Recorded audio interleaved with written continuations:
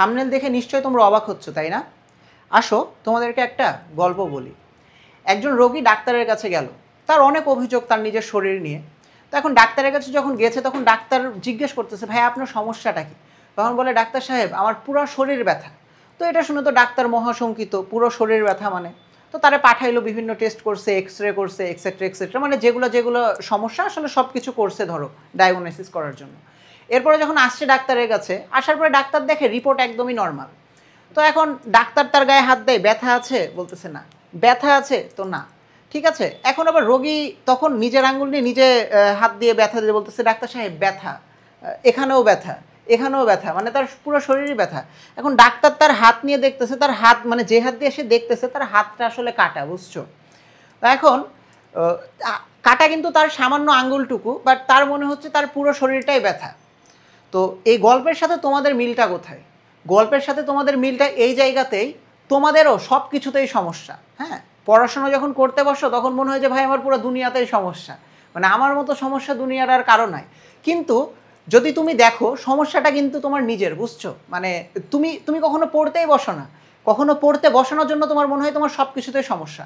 একবার পড়াশোনা শুরু করে দেখো, দেখবো সমস্যা আস্তে আস্তে কমছে। আচ্ছা, তাহলে আমি দেখলাম যে আমার পুরো শরীরের সমস্যা, এখন এখান থেকে উত্তরণের উপায় কি? উত্তরণের উপায় হচ্ছে একটা টপিক সিলেক্ট করো, যে আমি নেক্সট আধা ঘন্টা বা 45 মিনিট বা 1 ঘন্টা আমি এই টপিকটা পড়বো। যখন তুমি পড়তে বসবে তোমার সব কিছু, সোশ্যাল মিডিয়া, ফোন সাইলেন্ট, সব কিছু অফ থাকবে। তুমি টপিকটা খাতায় নোট ডাউন করবে, আচ্ছা আজকে আমি এই 3টা জিনিস পড়বো। শুরু করলা, বই খাতা নিয়ে পড়া শুরু করবে। এখন পড়তে বসলে আরও একটা সমস্যা হয়, যখন তুমি পড়তে বসো না দুনিয়ার চিন্তা এসে তোমার মাথায় ভর করে। ওকে ফোন দেওয়া লাগবে, এই গুরুত্বপূর্ণ কাজটা ছাড়া পড়ছে, বাসার জন্য এটা করতে হবে, ওই সাবজেক্টের ওই চ্যাপ্টারটা পড়ি নাই, ওই টপিকটা বাদ রাখছে, তখন তুমি কি করবা?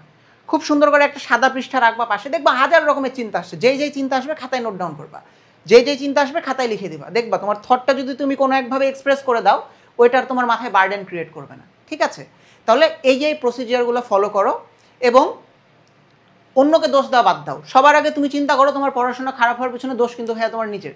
তুমি যখন একটা আঙ্গুল অন্যকে দেখাবা, দেখো বাকি আঙ্গুলগুলো কিন্তু তোমার দিকে তাক করে আছে, তাই না?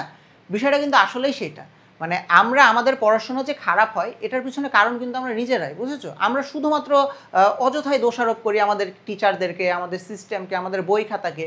দেখো তুমি যেখানে পড়তেছো, তুমি যেই পড়তেছো, যেই টিচারের কাছে পড়তেছো, তোমার ফ্রেন্ডও হয়তো সেই টিচারের কাছেই পড়ছে, সেই বইগুলোই পড়তেছে, তারা ভালো করছে, তুমি ভালো করছো না কেন? কারণ তুমি অভিযোগ করো অনেক বেশি। অভিযোগটা অন্যের প্রতি না ভাইয়া, অভিযোগ আনো নিজের প্রতি। ঠিক আছে, আচ্ছা তাহলে যদি আমি দোষী হই তাহলে দোষ থেকে উতরাবে কে? আমি নিজেই উতরাবো। সুতরাং দোষারোপ করা বন্ধ করো এবং তোমার যে পড়াশোনা, তোমার পড়াশোনা তুমি চালিয়ে নিয়ে যাও। ডিস্ট্র্যাকশন আসবে, খাতায় লিখো, লিখতে থাকো, আস্তে আস্তে, একদিনে হবে না কিন্তু একদিন অবশ্যই হবে। সুতরাং দুশ্চিন্তা ছেড়ে লেগে থাকো দৃঢ়ভাবে। সামনে পরীক্ষা আছে, পরীক্ষাগুলোর জন্য এখন থেকেই প্রস্তুতি নাও, তাহলে দেখবা ইনশাল্লাহ অনেক ভালো করবা ভবিষ্যতে।